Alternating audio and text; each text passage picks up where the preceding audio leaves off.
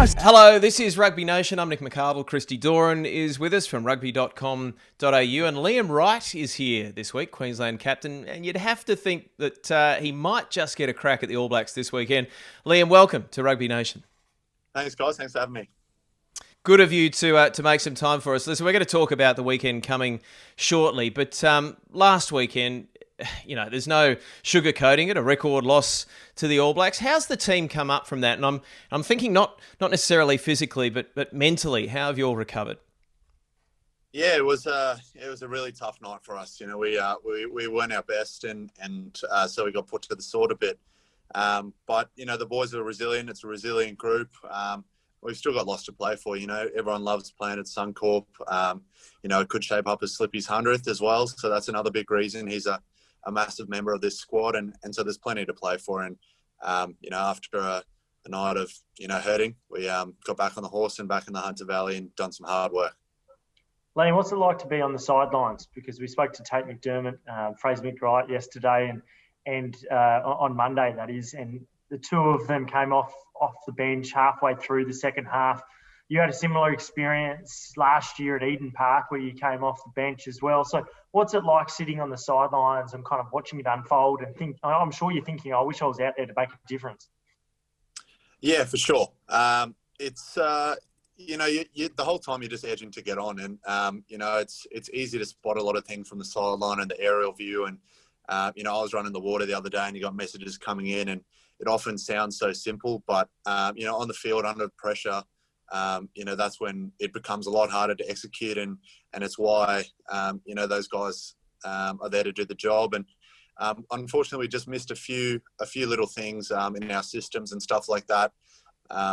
Some of our defensive contacts and stuff was actually our defense numbers are quite good. We just let it slip with a few system errors, and so when you're on the sideline, you just want to come on and put your best foot forward and obviously try and right the ship, but just come on and make an impact.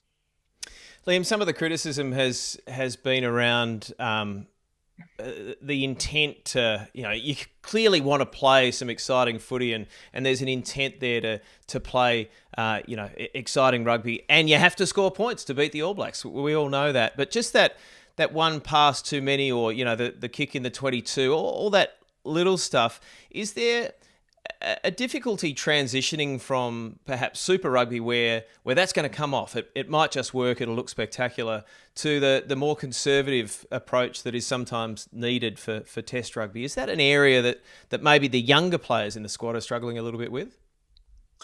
Perhaps. There's definitely been that mention from Dave and the senior guys as well that, Test footy requires a different level.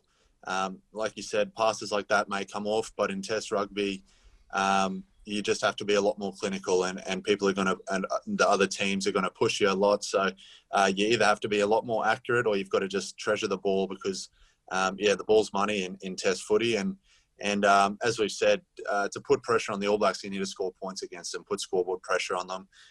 And obviously we didn't do that. So we know that we need to put some points on the board and trust our defense to try and get against them. Whereas on the weekend, we had the scoreboard pressure against us, and so probably were pushing passes that we should have held and tried to do a few more phases.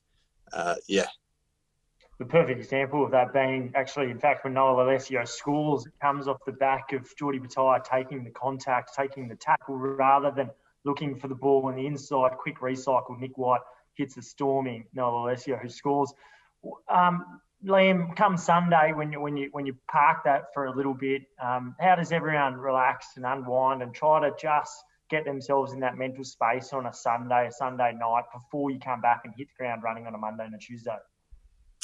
Yeah, the boys actually do quite a lot of review on the Sunday. Obviously, we were in a Homebush for staying for the game, and we're based up in the Hunter Valley. So we had about a 3-hour bus trip where the boys, got some work in, watched the game, and just got a leg up on the Monday, so that when we came in, we pretty much knew what the faults were and what our fixes were. So it's really good to see the boys, wanting to just get back on the horse and put the good steps forward and the initial work in for that next week.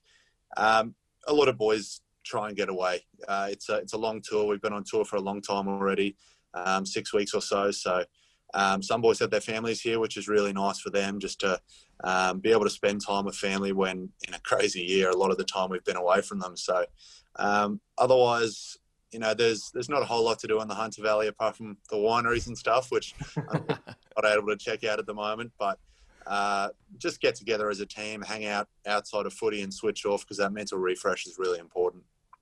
And I'm not sure how much you can get to see of your partner and your family when you get back to Brizzy, but how much are you just looking forward to being at Suncorp Stadium? I'm talking personally now. Yeah, it'll be really good. We as Queensland boys miss Brizzy a lot. We've had a good record at Suncorp this year, so the boys who pull on the jersey there, and even a lot of the guys who aren't from Queensland, Suncorp's a great stadium to play at. We did a bit of a get-to-know-you session at the start of the year, and Suncorp was probably the most common favourite stadium for a lot of people. So everyone wants to get up there. I can't wait to get back to Brizzy, hopefully, and just be back, smell the Queensland air, or it'll just be good to get back. And I think at the moment it's probably still a fly-in, fly-out game with COVID and everything, so I don't think we'll get away to see too many people, but it'll just be good to be back in Brizzy. Before we just get on that game, the potential of you either coming onto the bench or starting, what's the key areas been with training? And I dare say Test Match Tuesday, it's been quite a big one. Yeah, it has. It's been a big day, and yesterday as well, putting the initial groundwork in. A big one for us has just been accuracy, like I said, the actual foundations of our contacts and stuff, where we were poor in the second test, we were a bit better there. Our dual contacts were better. We were just messing up simple system stuff. So having the wrong people in the wrong place, off our maul defence, we saw how we got skinned a few times on the blind side, stuff like that. So a lot of it's just been fixing around that and that accuracy around that clean and carry, because as you saw, we dropped a lot of ball, especially first phase off our set piece. So the focus is just holding on to and treasuring the ball and just getting that accuracy a bit better around all our play. Liam, I don't know whether you and as a group have really taken much notice of the reaction after Saturday, and clearly people were disappointed, but there's a few sort of different types of reactions. I think people who maybe haven't necessarily followed the game as closely, they look at that and they go, the Wallabies, here we go again, and they're downer on it. But I think those of us who maybe spend a bit of time and stay across it know the talent that is in this squad and in this team, and certainly the young talent coming through. Where do you stand on the whole patience discussion? Dave Rennie, I think in the press conference said, we're only 4 or 6 weeks into a 4-year plan. As players, do you implore supporters to be patient because you know that it's going to happen? Yeah, I think in this group we've got confidence that that the more we stick together and stick to Renz's plan, that it'll come to fruition. And it's unfortunate that we aren't putting in performances at the moment that can get the fans more excited and warrant stuff like that. But as players, we know that the work we're putting in and that the systems that we've got, they will come through. Positives from the weekend, we've got 4 boys who just got to represent their country and will be a lot better for the experience. And some of the most exciting players in the country, really, that got to do that. I think Tate and Fraze have been really good for us this year, and Noah and E have been great for the Brumbies and led them to that victory. So I think we know that it's going to come. Obviously, we want to put in better performances than that so that our fans can see what we're doing, and we want to produce the work that we're putting on the training field. But we do know that it's going to be a long process. We're sorting out details in our systems and that, and gradually getting more confident when we play with each other. Liam, surely to me this just looks like a classic case of what happened at the Queensland Reds a couple of years ago, really. We've started to see the Reds not like a side that Brad Thorne built up, and those foundations have really started to come to fruition. So experiencing the Reds journey, can you see a parallel with what the Wallabies look like they're starting to undertake? And does that give you confidence? Yeah, maybe a little bit. Yeah. Obviously here at the Wallabies, we've got a lot more senior guys. Hoops, Simo, Slippy, if he hits his 100th this week. A lot of veterans in there. Guys like Whitey and Rabs who are guiding the ship around. So that's really good that we've got a solid foundation like that. But you can see Dave's intent to bring a lot of the good, exciting young players in Aussie rugby through, which will only go stronger over the next few years and already have over this last 5-6 weeks. So, you do take confidence from that, knowing that there's a good, solid foundation. I don't think it's a total rebuild or anything like that, which we might have experienced at the Reds. But, you do take some confidence in knowing that things will get better if we just keep putting in the work. Liam, there have been Wallaby coaches over the years that when things haven't gone right, they tend to have worn their heart on their sleeve. We've known exactly how they're feeling. But Dave just looks so chilled all the time. And I'm sure on the inside, not necessarily the case. We've only seen chilled Dave so far. Have you guys seen angry Dave yet? No, Dave's quite composed. I think he knows the best way to get the best out of his players, and he's been firm with us, and he's quite honest and upfront. So if you miss a roll, if you do something like that, he'll tell it to you straight. He hasn't been afraid to swap around selections and stuff, and which keeps everyone on their toes. But no, by no means is he yelling and screaming or anything. He's very composed, and it's just the coaches know exactly what they want. They've got their systems in place that they want. And so when we execute it to the right way, they're pretty happy with it. And on the weekend, we just didn't. And so a lot of it's hopefully simple fixes. So he doesn't need to get too up in the air. But, he'll tell it to you straight. And he's a very composed coach, which we're really enjoying. Liam, what were a couple of the work-ons that you were given after Eden Park? About 30 minutes or so coming off the bench there. Yeah, my work-ons were obviously I came on. I didn't have the best first involvement. The offload I gave away as well.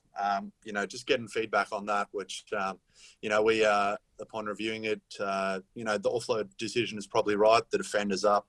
I just got to get better execution and accuracy there. So a lot of the stuff we're looking at off the bench there is about impact and having a real presence there. So just working on things like dominant collisions and leg drive and stuff like that.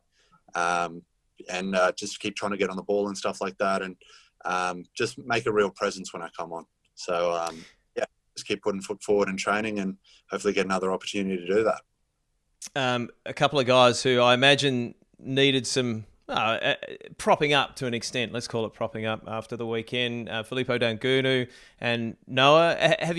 Did the guys get around them and make sure that they're okay? Because without being too brutal, they probably didn't have their best games. But we all know that there's so much better to come from them.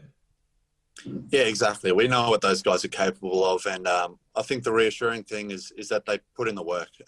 You can't fault anyone if they're putting in the work and they're going and doing the reviews and stuff like that. So, it was a tough weekend for some boys, but they got straight back in it on that, like I said, on that Sunday on that bus ride. They were the first ones with the laptops, watching their games and trying to improve. And, guys like Filippo, we've seen what he did in that first test and what he's done for us all season at the Reds. So he probably just got a little bit overzealous with the offload. But, the scary thing is we know that a lot of the time he gets that stuff right and it just creates huge opportunities for us. So, he'll be back with a vengeance. And same with Noah, who, as a young playmaker under guys like Rabs, Rabs, he said it himself. He hasn't seen a game of footy the way he does now until he was about 27. So it takes a long time to develop, and he'll be much better for it.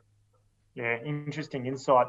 Leo, we can't keep you for too long because you've got to get into a meeting, Tuesday evening meetings. Who would have dreamt of that? What's a couple of the things? You're heading back to Brisbane. It's the only test match this year in Queensland. What do you say to those that are thinking about the game and seeing the result off the back of last weekend? What would you say to them about coming this weekend?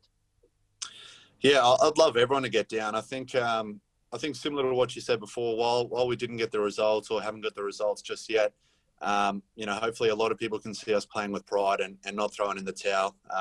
Whilst the scoreline didn't reflect that, the boys put in a huge effort. Efforts like Marika's tackle on Caleb Clark in the corner could easily try, but guys like that don't give up. And I guess that's what we're trying to build in this team. And while we get the details knitted down, that's what you're going to see the whole time. So, we just want people to try and back us because, we're putting in the work and good things will come if we keep putting in the work. So Brisbane at Suncorp will be no different. The boys will be there ready to front up. And like I said, plenty to play for. Hopefully slips his 100th this week and just another test at Suncorp in the Wallaby jersey.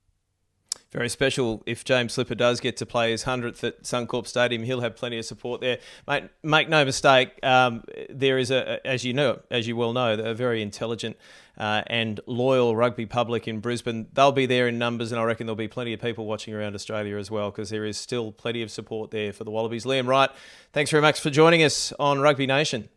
Thanks, guys. Thanks for the chat. Thanks, Cheers, mate. Christy, good stuff. We'll see you next week, and thank you for your company on Rugby Nation.